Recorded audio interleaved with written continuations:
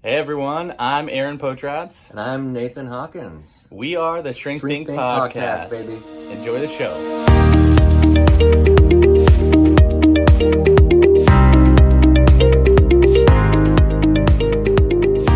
Dang, Tina.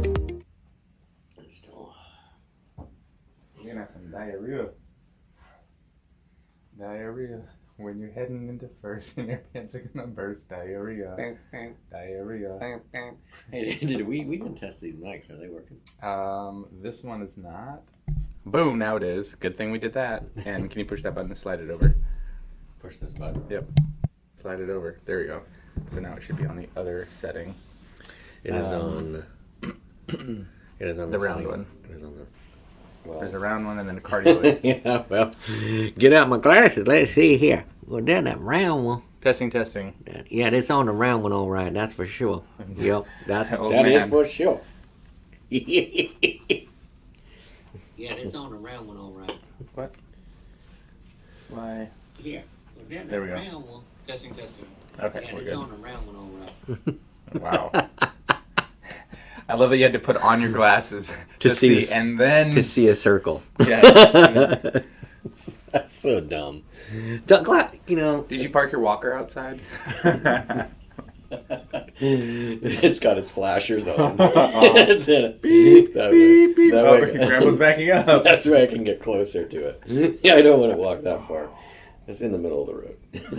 It's all about me. That's funny. That's funny, Jenny. I forgot to lock it. Hold on. And from that day on, if I was going somewhere, I was funny. I was running. All right, let's do this. You all ready for this? Excuse me. Start. I love syrup. Here we go. Hey everyone, welcome to the Shrink Think Podcast. We are going to continue our excitement because we're excited that you are here with us. You thought I was going to just jump into the episode without being excited. That never happens. Sorry to disappoint you. We are continuing our series on the Gottman 4 Horsemen of the Apocalypse in relationship. These are relationship killers. And the 4 horsemen that the Gottmans talk about that they can predict with, I think it's like 92% accuracy within the first 4 minutes of hearing you argue whether or not your relationship will succeed or fail. Obviously, that's if nothing changes and you don't do anything. And they found that there are these 4 horsemen: criticism, contempt, defensiveness, and stonewalling. Those are the 4. And we've covered criticism and contempt on 2 previous episodes. And today we're going to cover defensiveness. We've actually talked about defensiveness in the past, but we're going to put this in the context of a romantic relationship because that's what the Gottmans are talking about. You're in a significant other partnership, and this is where these things pop up. And we want to put it out there, what is the antidote to defensiveness? Now, it's kind of funny, too, because we were actually talking a couple weeks ago about, all right, what are some new topics for the podcast we haven't covered? And we had talked about defensiveness, and then one of my clinicians after that was like, why don't you do the 4 horsemen, some Gottman stuff? And I thought that was a great idea. So defensiveness actually happened to be one of them. So I think it's just providential that we are covering defensiveness. Nathan, it's all your fault. No, I did not even do it. I did not do anything. I just said it. It's your fault. Well, you say things that are true. And you're wrong. He hoped a lot. Why are you so defensive, bro? It's because I have a blind spot. Because that's what Gottman says. That's because you're getting older and you need your glasses. If you're not watching the YouTube video before this, you should go back and watch. I've been looking for the blind spot in my glasses for years. I don't seize it anywhere. The glasses are on top of your head, bro. True story, by the way. I was a kid driving with that's you guys might not realize that he was a child one time when dinosaurs roamed the earth. Keep going. And I was driving, so I was a new driver, 15, I think. My mom was with me, and I'm looking all around as we're driving down this really straight road, kind of going slow. It's like a 25-mile-an-hour road, and I'm looking in the mirror. There's no one around, and my mom goes, "What are you looking for?" And I'm like, "I'm looking for the blind spot." Sucks so bad. Anyway, she just started laughing, and it wasn't until she started laughing that I realized this is impossible. You can't actually find a blind spot in the mirror. Anyways, that's similar, though. I'm going to use it. Go ahead. Thank you for listening to Confessions with Nathan Hopkins. Have a great day. Yeah. How many Hail Marys do I need?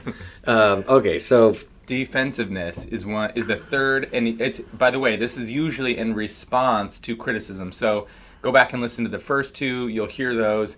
Criticism is essentially somebody's making like a personal attack, and then the other person will get defensive in response, and that's where this becomes a problem and kind of untangles the whole relationship dynamic.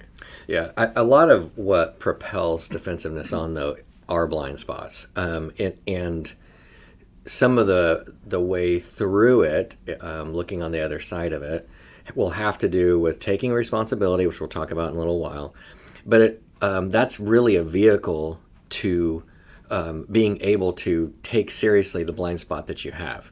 Because essentially, somebody says whatever they say, whatever criticism they have, or it might not even necessarily be like a mean criticism. It could be a complaint, which would be more healthy. But the other person who's being defensive will... my belief is what they do is what we do, because I've never actually done it. Other people have. What they do. Wait, hold on a second. We need to pause. Your wife is calling.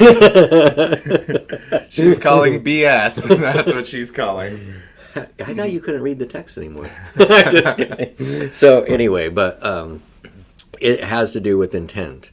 So we've talked about impact and intent like a long time ago, actually. But if you think about it, what's happening really quick, it's so fast. Somebody makes the complaint or criticism. In your mind, you go, I would never do that. I'm not the type of person that would do that. And then your mind goes, here's all the excuses you need to prove that you're not that type of person would ever do that, which is why you never did that. And you just kind of like, bah, it's out there, right?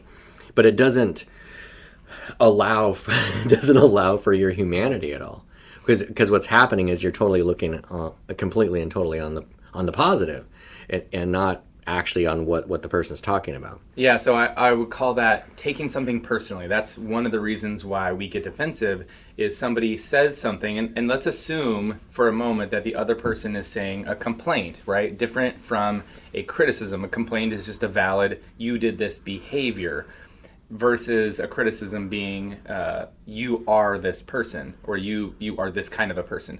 So a complaint has happened, and you as a listener are thinking to yourself, well, that's not what my intent was, that's not what I was trying to do.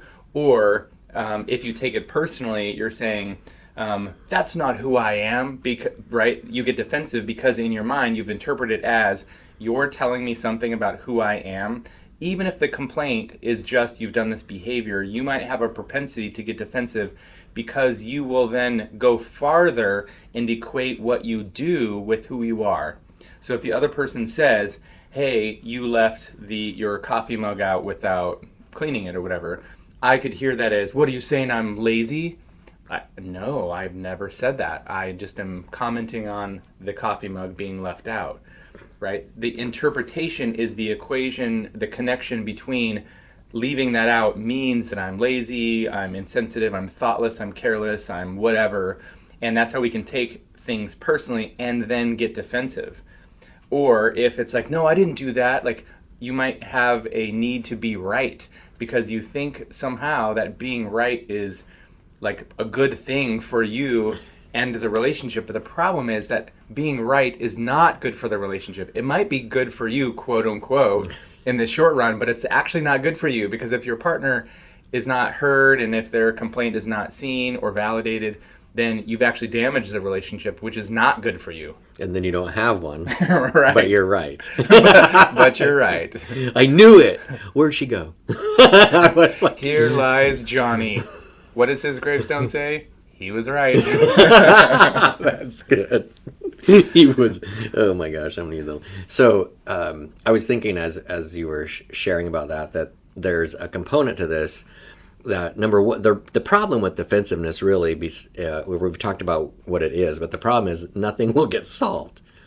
Nothing will happen. I mean, so like in the example, like the cleaning the cup, there's no guarantee that behavior is going to change, because the person is not even really talking about that. They're focused on the feeling that they have of laziness, and laziness now all of a sudden is the topic. It's like, well, and I've seen this escalate farther to where the person's then saying, well, if you could communicate to me differently about that, if you could say, like, remember, like, how I'm interpreting it, that I am lazy, and not like, so, okay, all we're talking about is a dirty cup. That's all we're talking about. Like, you don't need to rewrite the universe. If you have a propensity to take things personally and you are requiring your partner to communicate differently, you might need to actually look at that in therapy as like, why are you always making it about you and making it a personal attack? That's actually more of a you issue than it is an issue with your partner. Now, of course, the hope would be that the other person is actually making a complaint and not a criticism. So in the Four Horsemen, defensiveness is often a response to criticism. So let's also now shift gears and assume that the first person has actually been critical, made some critical statements of you or whatever, and then you get defensive. So they've not done the right thing, right? They've introduced a horseman, but you're also introducing another one, which is like, uh-oh, now it's a duel. Right. That's not a good thing, again. Because remember, the point of relationship is connection and acceptance. We both want to be connected and to feel connected, like we're on the same page, we're on the same team, going in the same direction. And we want acceptance. We want to feel acceptable to one another, like, I am good enough for you, and I am liked or valued or enjoyed by you, and vice versa. So when we have those, then we move back to like 0, which is like our being emotionally regulated and being connected and calm, which is what allows us to actually solve problems in relationships. Yeah, so if we way oversimplify it, it would be like, the criticism would be like, you're not enjoyable. And the defensive response would be like, I don't even care if I'm not. Right. How about that? You're not either. How about also that? Yeah, right. Well, you make it hard to be enjoyable. Right. Yeah. Which, by the way, is something that does happen with defensiveness, is sometimes we will get defensive and flip the script or flip the blame onto the other person, or twist it into being like, well, your mom goes to college, kind of a thing. Napoleon Dynamite reference. It's a Marty Altman reference. I like Napoleon Dynamite better. You need to fix that voice, because that voice is clearly Napoleon Dynamite. Not Napoleon himself. It's Kip. It's the Kipster. It's Kip, yeah, absolutely. Yeah. Anyway. Nathan, just don't be jealous that I've been chatting online with babes all day. That's Kip. I won't, Kip. So as far as putting this together, it's like defensiveness and criticism, when you put them together, like nothing gets accomplished, whatever you want. And the funny thing about it is, if you do map that out, right, you're not an enjoyable human being, you're horrible. Well, I don't even care. Okay, well, if you just took that and be like, well, why are you together now? Like, what is going on? Like, why are you actually together? But you'll stay because actually you do want to be together, but you don't know how to be. And so that's the problem with the Horsemen, is because it's like, hey, if you want to actually be together like you intended, you are going to have to not do these things, which means you have to figure out a different way. And in a relationship, when you first got together, the hope would be that you did enjoy one another, but you also enjoyed knowing and understanding one another, which means that you have a shared perspective. That if the other person said, like, oh, I'm feeling this way, you were like, oh, let me understand. Let me rush to be there for you. Oh, wow, I can see that. Yeah, let me help you, support you, be there for you, whatever. And then over time, that gets less sexy. Life just gets more monotonous or more mundane. And you're doing your own thing. They're doing their thing. And you lose that connection of seeing one another's perspective or point of view. But that's the thing that actually keeps the relationship going strong together, is being able to see things from the same point of view over time. So what this means then is, when you get defensive, it's like you have split off from looking at the same thing from the same perspective to now you're looking at each other and beyond each other, to where you're not even seeing the same things. I'm seeing behind you and beyond you, and you're seeing behind me and beyond me. I don't know what you see behind me because it's behind me. I can't even see it. It's my back, right? It's my back. But you see. So if I get to, it's like you saying, like, there is a bear behind you, and I'm like, oh, no, there's not. What's wrong with you? I don't know because I don't can't know, but see. I'm leaving. Right. How could I know that? Because I can't see behind me. The point is to then come alongside of you. So this is kind of moving into the antidote, which is to take responsibility. And it's to say, oh, I don't know how I got to this perspective, but let me walk over to your side and turn around and see alongside you what you see. Oh, wow, I did not realize that bear was over there. Oh, so when you said this, that's what you meant. Okay, I see. From my perspective, I didn't think that was there, but I also had no idea because I was looking at my perspective, not yours. And then we can flip and you can see mine. That's kind of the idea of working through conflict, is trying to understand one another's point of view to restore that connection. Yeah, there's a lot of perspective in there, and one of those things to keep in mind that you probably need to look at if this is going on is the assumption that you have when you're being defensive is that the other person is somehow trying to get you potentially, or say that you're somehow not good enough, right? In your own mind. So, but you did choose to be with this person, and you do like or love them. You are on a road to be with them. So if you make the assumption, kind of invert it and go, well, they do care about me. And can I also make the assumption that if I'm this person, do I also make attacks on the other person, or do I just want them to see what they've done so that they can take responsibility? Right? It goes both ways. If I'm believing that all you're doing is trying to get me, then I have to say about myself, well, is that what I'm doing? Am I just out to get you? No. Well, if I'm not out to get you, then maybe you're not out to get me either. Yeah, defensiveness is, I know I've talked, there's actually a shirt on our swag shop that's they're not attacking you, they're defending themselves. Because I think defensiveness is really out there. I mean, oftentimes the worst attacks that you're seeing from your partner is because they are actually being defensive. And a lot of times, if you can keep that in mind, it can kind of walk you back off the edge of like, okay, they apparently feel attacked even though I don't remember what I'm saying right now. You know, that kind of thing. And also I guess I'm saying that because if you are being told that you are attacking, like, or whatever, being aggressive, it's likely that you are actually being defensive. Because what you're going to probably say to your partner if they say that to you is something like, well, you said, okay. Well, okay. Now, then you are being defensive. So you've got to slow down, back up, and begin to take responsibility. The question is start with the idea of what exactly can you take responsibility for. And what we began with was the idea of blind spots. You have to make the assumption that you have a blind spot. And because as humans, you know, we've talked a lot in the past about internal family systems, IFS. You cannot observe yourself. There's only a certain amount of that type of therapy that you can even do exercises on your own. You have to be with another person because as humans, we can't do that, right? So if you make the assumption that you're human, you know, start from the real brass tacks, you definitely have blind spots, 1000%. So if your defensiveness means you have encountered one, it's happened. Okay, so if you begin to take responsibility, that's how you begin to figure out like how your blind spot works. And that doesn't mean that the other person is always right about what they're seeing, meaning what they're seeing is the truth, but it does mean that what they're seeing is what they are seeing.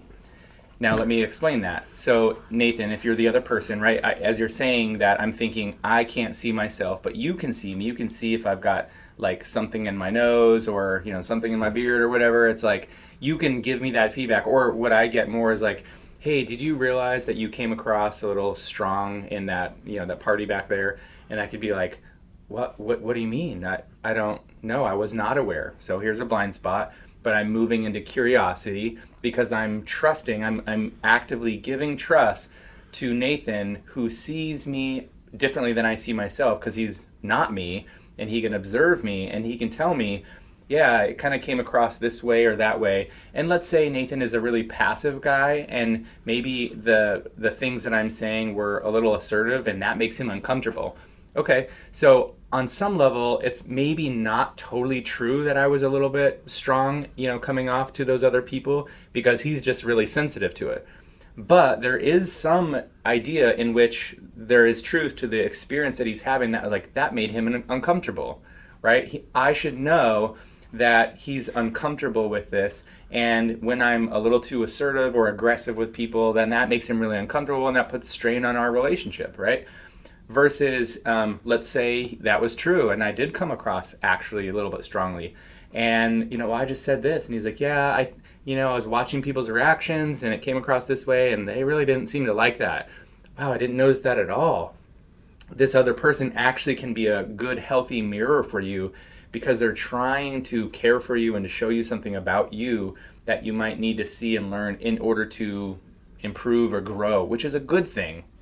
Yeah, and the other part of that, like what you're saying, I like the fact that there is an element to this that has to be looked at, which is everybody kind of has their own perspective, right? But we are just saying, because you can't observe yourself, you're going to have to entertain actually the outside perspective. You have no other option, really. But that also doesn't mean, like Aaron was saying, that the other person's 100% right about their interpretation of what's happening. So, but there is an element. So, for example, maybe the person shares whatever they share with you, and you get defensive, but then you remember, like, oh, I listened to Shrink Think, and they said, I have a blind spot because I'm a human. Yeah. So then you start going down. You're like, okay, let me take responsibility for that. I must have sounded some way that irritated you, and then they start explaining. So now you're open, right? Mm-hmm. So now you're asking questions, and then you get more, because the other person calms down because they realize, oh, you really want to understand this. So they add some stuff in, and you realize, oh, that every time, okay, there is a thing in there that really irritates me, but I wouldn't have thought that actually came off. Like, it has nothing to do with what the person was saying. It has to do maybe with some concept. Maybe they mentioned a political thing that you don't, I don't know. It doesn't matter. But the thing that does matter is that you did something your partner noticed, got hurt, offended, upset by, and they're bringing it to you to try to make a repair, and it needs to get repaired so that the relationship is like fortified, is like able to move forward without this little tear, because over time these little tears become larger tears. So you accept responsibility so that you can say to the other person, hey, that's what you experienced, and I can see that, and I'm really sorry. Thanks for bringing it to my attention.